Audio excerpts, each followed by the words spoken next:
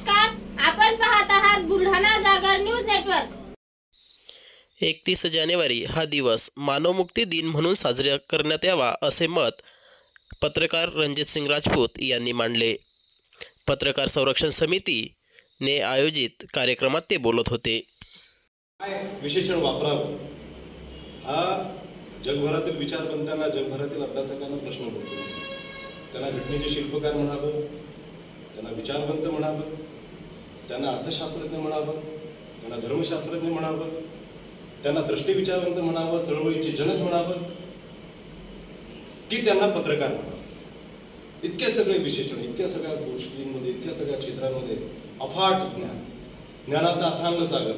वेगवेगळ्या पोस्टल आहेत आपल्या व्हॉट्सअपवर आणि त्याच्यावर ज्ञानाच्या अथांग सागरास विनम्र अभिवादन। एक अरिस्टॉटल ग्रीक विचारवंत होता, तो वेगवेगळ्या 7-8 क्षेत्रांमध्ये त्याचं खूप मोठं ज्ञान। आम्हाला ग्रॅज्युएशनला पॉलिटिक्स या विषयामध्ये अरिस्टॉटलचे खूप वेगवेगळे सिद्धांत होते, पण अरिस्टॉटलचं जेवढा अभ्यास नसेल, अरिस्टॉटलचं जेवढं हे नसेल, तेवढं बाबासाहेबांचं अफाट। आणि हे जे ज्ञान आहे, एक लक्षात घ्या, जे ज्ञान तुमच्यापर्यंत आहे ते ज्ञान जेव्हा तुम्ही दुसरीकडे वाटत असता, दुसऱ्याला जेव्हा तुम्ही देत असता, तेव्हा तुमच्याकडचं ज्ञान हे दुप्पट होत असतं। आपल्याकडे झालंय काय, भारतीय संस्कृतीमध्ये ऋषींनी आपल्याकडे खूप जे ज्ञान ठेवलं ते आपल्या शिष्यांपर्यंत पोहोचवलं। 100 पैकी 99 दिले, मग त्या शिष्यांनी 99 पैकी 98 दुसऱ्याला दिले, 98 पैकी 97 झाले, आणि अशा प्रकारे 0 पर्यंत आपण आलो। आणि अनेक जे मोठे मोठे सिद्धांत असतील, मोठ्या मोठ्या ज्या गोष्टी असतील, त्या आपण विसरलो, लुप्त झाल्या अनेक गोष्टी। पण बाबासाहेबांनी एक लक्षात घेतलं की मला माझ्या समाजाला बोलतं करायचंय। आधी तर तो समाज खितपत पडलेला होता, त्याला मला उठून बसवायचंय, त्याला मला चालतं करायचंय, चालतं केल्यानंतर त्याला मला पळतं करायचंय, आणि त्याला या स्पर्धेमध्ये आणून सोडायचंय, सामाजिक प्रवाहामध्ये। इतका मोठा विचार बाबासाहेब विलायत खूप मोठ्या मोठ्या केसेस हँडल करता आल्या असत्या, खूप पक्कड पैसा मिळवता आला असता, बाबासाहेबांना गडगंज संपत्ती मिळवता आली असती, श्रीमंत होता आला असता, पण बाबासाहेबांनी तो विचार केला। बाबासाहेबांनी विचार केला की मला माझ्या समाजाला पुढे न्यायचं।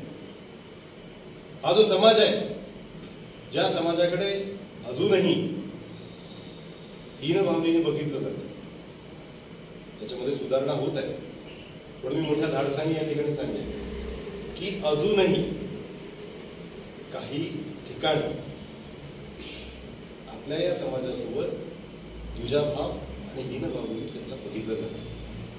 मग अनेक गावांच्या बातम्या आपल्यापर्यंत येतात की या गावामध्ये मंगल कार्यालय या समाजाला देण्यात आलं। अनेक प्रकरणं 2003 पासून पत्रकारिता करत असताना हाताळली काँग्रेस। काही जास्त दूर नाही, खूप जवळजवळची गाव आहे, त्या ठिकाणी जाऊन आलो, खूप ठिकाणी खूप संघर्ष झाले। म्हणजे या देशासाठी सीमेवर लढणारा CRPF जवान जेव्हा सेवानिवृत्त होतो आणि या ठिकाणी येतो, परत येतो, आणि जेव्हा त्याला शासनाकडून जी जमीन अलॉट होते, 3-4 एकर जी काय असेल ती जमीन द्यायची नाही असा एखादा गाव ठराव घेतो की याला देणार नाही, हा दलित आहे, त्याला आम्ही जमीन देऊ शकत नाही, जमीनच नाही।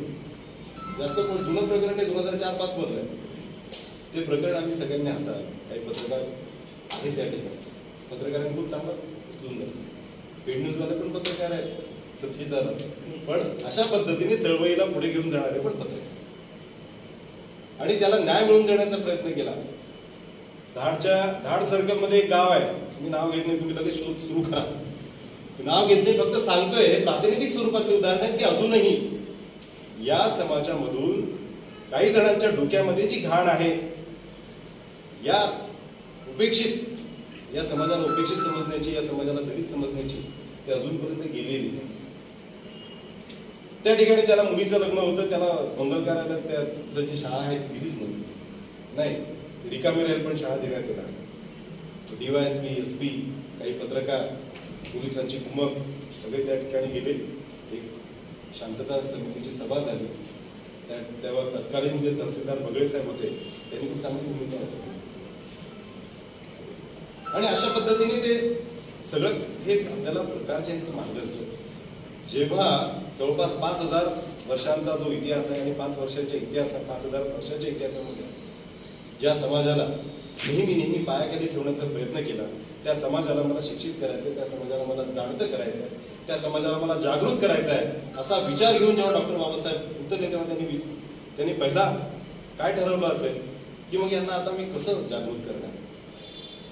तेव्हा त्यांनी 1920 मध्ये 31 जानेवारी 1920 मानवतेचा खूप मोठा दिवस असं मी म्हणेन. मूकनायक हे पाक्षिक सुरू केलं. आणि मी या ठिकाणी असं सांगेन की हा जो 31 जानेवारी 1920 जो दिवस आहे, भारतातली जी पत्रकारिता जी पण सुरू झाली आहे ती पत्रकारिता चळवळीसाठी सुरू झाली आहे. त्याच्यानंतर संवाद कौमुदी जे असेल वृत्तपत्र हे जे सुरू झाले ते वृत्तपत्र वेगवेगळ्या कारणांनी सुरू झाले, पण महाराष्ट्रामध्ये खऱ्या अर्थाने या समाजाला पुढे आणण्यासाठी किंवा समाजाच्या उन्नतीसाठी उपेक्षित वंचितांच्या जे खऱ्या अर्थानं पहिलं वृत्तपत्र सुरू झालं असेल, दर्पण नाही, दर्पण वृत्तपत्राने हे जे आम्ही तरुणभाई बिर्जेंचा फोटो एका ठिकाणी लावलाय, पहिले बाळशास्त्री जांभेकर त्यांचा पण आदर आहे, ते पण या ठिकाणी स्थानापन्न झाले होते. आणि त्याच्यानंतर काळेसाहेब आणि यांच्या आम्ही सगळ्यांनी संपादक जे आहेत तरुणभाई बिर्जे दीनबंधू नावाचं त्यांचं जे वृत्तपत्र होतं ते पण आम्ही या ठिकाणी केलं. आणि त्यांनी उपेक्षित आणि वंचितांसाठी काम. तर मूकनायक हे जे वृत्तपत्र आहे ते खऱ्या अर्थाने सर्वात पहिलं वृत्तपत्र आहे ज्याने समाजाला जागृत करण्यासाठीचं पहिलं पाऊल ठेवलेलं आहे. त्याचा हा जो मानव आहे, आपल्यासारखा जो माणूस आहे, आपल्यासारखा माणूस दुसरा आहे आणि त्याला आपण अशा पद्धतीने गुलामगिरी वागवतो, त्याला गुलामगिरीसाठी आपण बाध्य करतोय, त्याला गुलाम म्हणून वागवतोय. त्याची मुक्ती करायची. मग का आपण असं करत नाहीये की हा 31 जानेवारी 1920 31 जानेवारी हा जो दिवस आहे तो मानव मुक्ती दिन म्हणून साजरा करूया? काय हरकत आहे की खऱ्या अर्थाने वेगवेगळे दिवस आपण मी म्हणतो डॉक्टर बाबासाहेब आंबेडकर कामगार नेते कोण, मी सगळ्यांचा उल्लेख केला पण त्या कामगारांचा नाही. आणि कामगारांना जी 1 मेला जी सुट्टी मिळते ती बाबासाहेबांनी करून ठेवलेल्या प्रावधानामुळे मिळते. बाबासाहेब कामगारांचे पण नेते होते. कोणासाठी करून ठेवलं? सगळ्यांसाठी करून ठेवलं. सतीश दादांनी आता सांगितलं की हे ज्या सगळ्या महिला या ठिकाणी बसल्या, मनीषा तरी आहेत, बाबासाहेब काय कोणत्या समाजासाठी नाही केलं? सगळ्यांसाठी केलं. 31 जानेवारी 1920 रोजी मूकनायक नावाचं जे पाक्षिक होतं आणि त्याची जी पंचलाईन असते, जसं वृत्तपत्रांची पंचलाईन वेगवेगळ्या असतात, जसं देशोन्नतीचे नाथाळाचे माते, हाणूकाठी वगैरे जे आहेत, लोकमतचं महाराष्ट्राचा मानबिंदू जसा आहे, पुणे वैचारिक जागर असं काही काही वृत्तपत्रांचे असतात, त्या पंचलाईन असतात. नवा काळचं अग्रलेखांचा बादशाह म्हणून आहे. तसं बाबासाहेबांनी आपल्या मूकनायक पाक्षिकाच्या खाली असं लिहिलं होतं की काय करून आता धरून या पिढी. मगाशी सुरेशदादा साबळे यांनी खूप सविस्तरपणे ते सांगितलं, पण या ठिकाणी मुद्दामून पुन्हा सांगेल की त्यांनी विरुदावली जी लिहिली होती त्या मूकनायक पाक्षिकाच्या खाली ती होती की काय करून आता धरून या बीड, निशंक हे तोंड वाजविले, नवे जगी कोणी मुखियाचा जाण, सार्थकला जाती नव्हे. म्हणजे याचा अर्थ काय आहे की आता मी भीड धरणार नाही, आता कशाला घाबरायचं, आपला आवाजच जर कुणी मांडत नाहीये कुठे तर आता कशाला घाबरायचं. म्हणून काय करून आता धरून या भीड. एक लक्षात घ्या, हे संत तुकारामांचं आहे. संत तुकारामांच्या अभंगातल्या या ओळी आहेत. संत तुकारामांना मानणारे डॉक्टर बाबासाहेब आंबेडकर. एक आपल्याला पूर्ण शृंखला लक्षात घ्यावी लागेल. सर्वात आधी गौतम बुद्धांच्या विचारांना पुढे जाणारे संत रविदास महाराज. संत रविदास महाराज काय म्हणतात, मी खूप छान एक दोहा तो सांगेल की जो एक ज्याला म्हणतात विद्रोही संत. सर्वात पहिला विद्रोह तर गौतम बुद्धांनी केला आणि त्याच्यानंतरचा दुसरा विद्रोह तर कोणी केला असेल तर संत रविदास महाराजांनी केला. संत रविदास काय म्हणतात की रविदास जन्म के कारणे होत न को नीच, नकर को नीच करी डारी है ओछे कर्म की कीच. या दोह्याचा अर्थ असा आहे की कोणी जन्माने मोठा माणूस होत नाही, तो आपल्या कर्माने मोठा माणूस होतो. आणि त्याच्यामुळे तुम्ही इतर गोष्टींकडे लक्ष देऊ नका. ओछे कर्म की कीच, तुम्ही फक्त आपल्या कर्माकडे लक्ष द्या. त्यांनी सर्वात पहिले हे त्या काळात मांडलं जेव्हा कर्मकांड आणि सगळ्या गोष्टी एकदम वरच्या स्तरावर होत्या. त्या काळामध्ये संत रविदास महाराज, महात्मा गौतम बुद्ध, त्याच्यानंतर संत रविदास महाराज संत रविदास महाराजांनंतर संत कबीर, संत कबीरानंतर तुम्हाला महात्मा फुलेंपर्यंत यावं लागेल. महात्मा फुले समतेचे पुरस्कर्ते, समतेचे आद्य पुरस्कर्ते महात्मा फुले, महात्मा ज्योतिबा फुले, ज्यांनी फक्त केवळ लिहत बसले नाही किंवा त्यांनी फक्त सांगत बसले नाहीत, पण खऱ्या अर्थाने कृतीप्रमाण कार्यक्रम केला.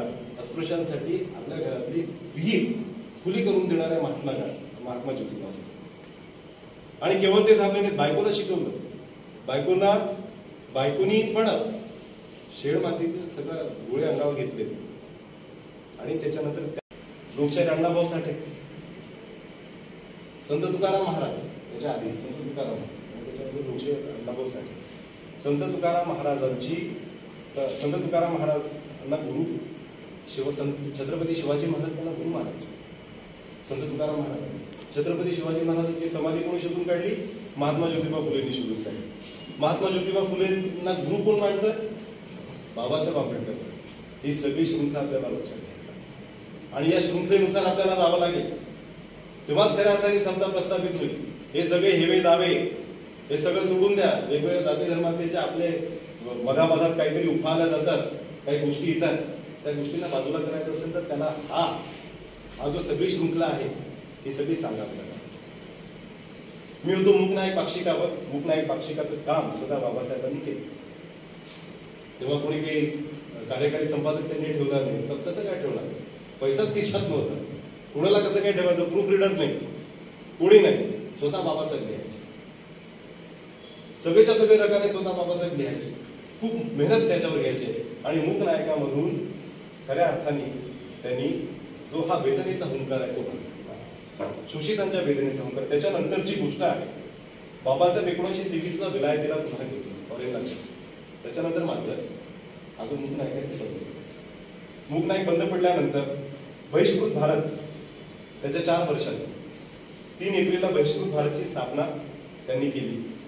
आणि या माध्यमातून सुद्धा एक नावाचं खूप मोठं मी अभ्यास करत असताना मला जाणवलं. पहिला मूकनायक, त्याच्यानंतर बहिष्कृत भारत आणि बहिष्कृत भारत झाल्यानंतर जनता.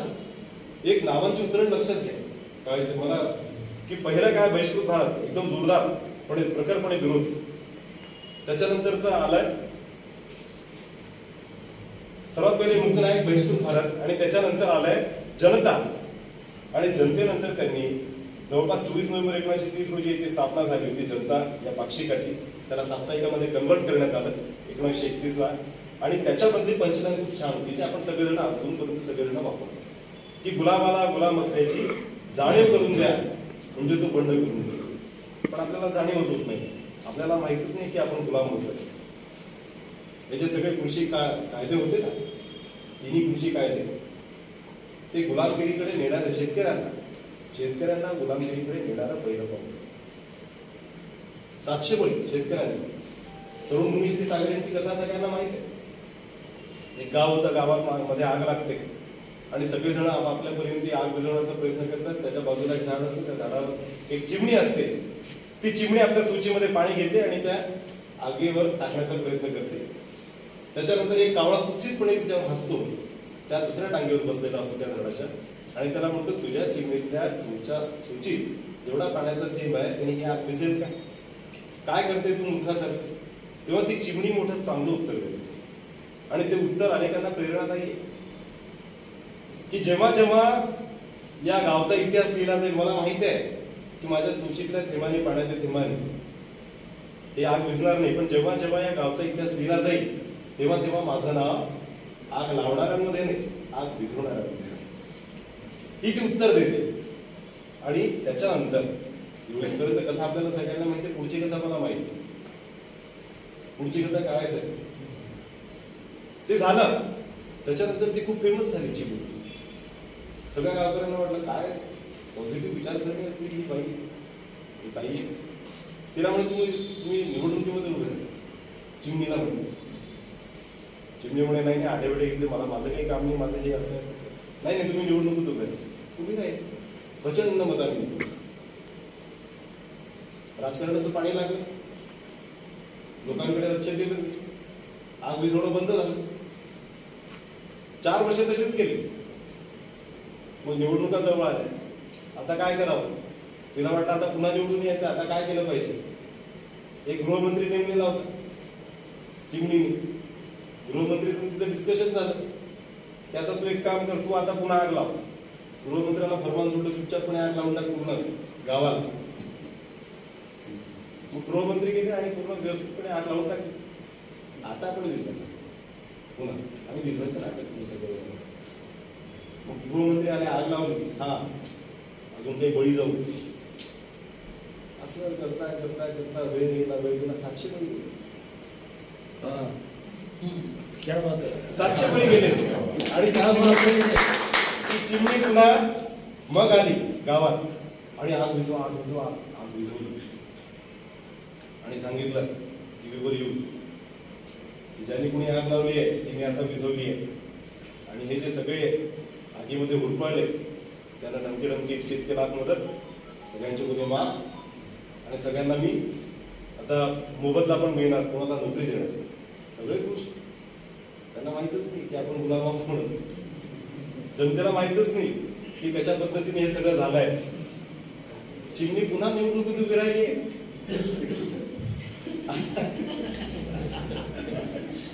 मुनिश्री तरुण सागरची चिमणी आहे, तुम्ही लक्षात घ्या.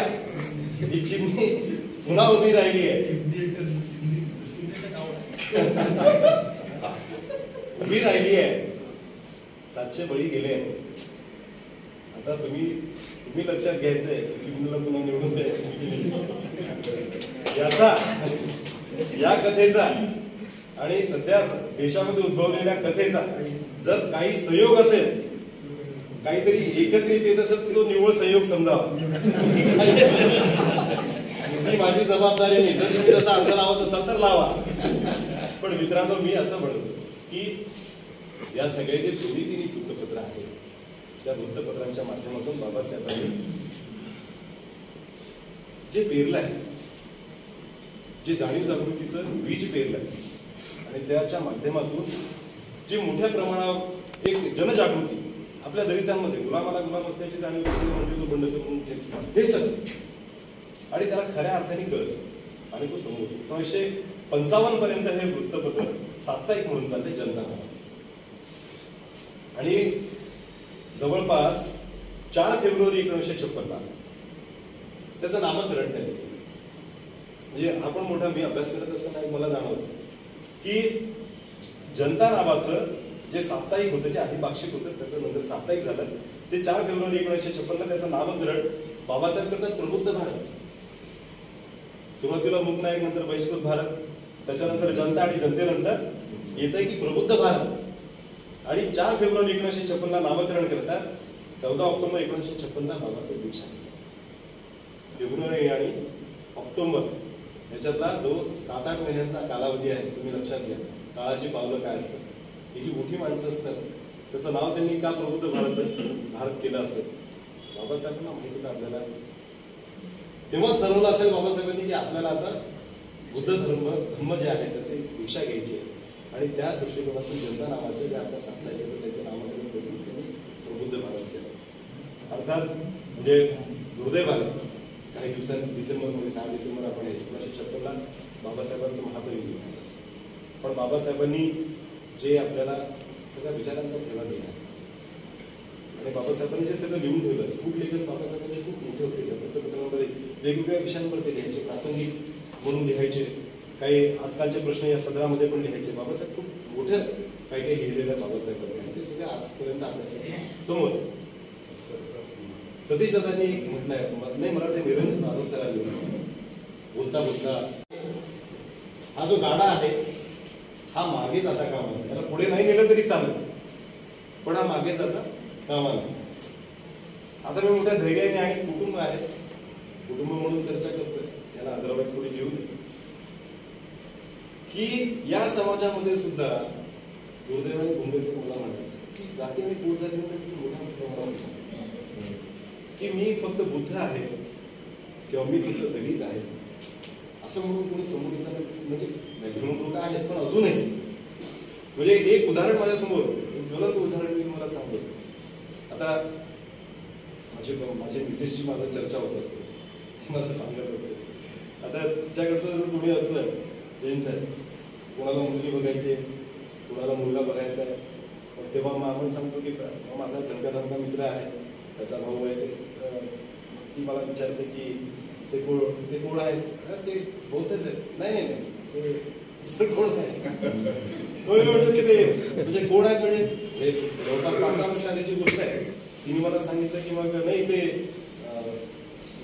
आंदोलन आहे का, ते आंदोलन का, ते नाडवण आहेत का, ते काय आहे. म्हटलं हे काय, आमच्यामध्ये पण असं थोडं आहे. अरे म्हटलं यार असं हे काय म्हटलं, बाबासाहेब रडतील ना म्हटलं, वरून पाहत असतील येतं की हे काय सुरू आहे म्हणून. हे मी जो समाज घडवलाय, ज्या समाजाला मला बाहेर आणायचं आहे, जातीमुक्त समाज मला घडवायचा आहे, आणि त्या समाजात हे काय सुरू आहे. बाबासाहेब म्हटलं ढसा रडतील हे सगळं पाहून हे व्हायला नको. म्हटलं महात्मा फुले पण रडत असतील. मी आज एका ठिकाणी गेलो, एक आमच्या माळी ताई आहेत, आमच्या माळी भगिनी आहेत, आमच्या ओळखीच्या आहेत, त्यांच्या मुलीसाठी मुलगा बघत होते. त्या फक्त मी म्हटलं की कसा मुलगा बघायचा, नाही म्हणे आम्ही ठरवलं आता फक्त माळी असं तरी चालेल, ते जिरे माळी ते माळी बरं ते काय बघायचं. मला खूप आवडतं. म्हटलं याचं स्वागत याचं झालं पाहिजे. मासूर सर्कलमध्ये जिल्हा परिषद निवडणुका होतात, मासूर सर्कलमध्ये 2 जण उभे राहिले, ते एकाच समाजाच्या पण त्यातल्या त्यात हा वेगळा होता, ते वेगळे होते म्हणे काहीतरी. मग ते नाही, ते निवडून नाही येणार, हेच निवडून येतील, कारण तिकडे ते जास्त आहे, इकडे हे कमी आहे. म्हटलं काय आहे हे काय सुरू आहे म्हटलंय. पण मला फक्त एवढी विनंती तुम्हाला करायची, एक वास्तविकता ही आहे, हे दुर्दैव आहे, हे याच्यापासून आपल्या सगळ्यांना दूर व्हायचं. आणि या गोष्टीसाठी या ठिकाणी ते सगळेजण ते प्रयत्न करतात. आमचे दादासाहेब तर आपल्या पूर्ण काव्यामधून त्या समितीचा संदेश देतात. सतीश दादा कृतीशील कार्यक्रम राबवतात. आपल्या समाजातले जे बेरोजगार तरुण आहेत त्यांना उभं करण्याचं मोठं काम ते करतात. आणि न सांगता प्रसिद्धी कुठलीच धंदरी साहेब या ठिकाणी बसतात, ते खूप मोठं काम या ठिकाणी करतात. आमचे चव्हाण साहेब सगळ्यांनी या सगळ्या गोष्टी करत आल्या. आमचे दीपक दादा म्हणून ते सुद्धा हा जो लढा आहे हा पुढे घेऊन जातात. पृथ्वीराज भैया चव्हाण ते तर आपल्या लेखणीतून खूप मोठ्या प्रमाणात जनजागृती करण्याचं काम करतात. मित्रांनो, मी तुमचा बराच वेळ घेतला आणि हा जो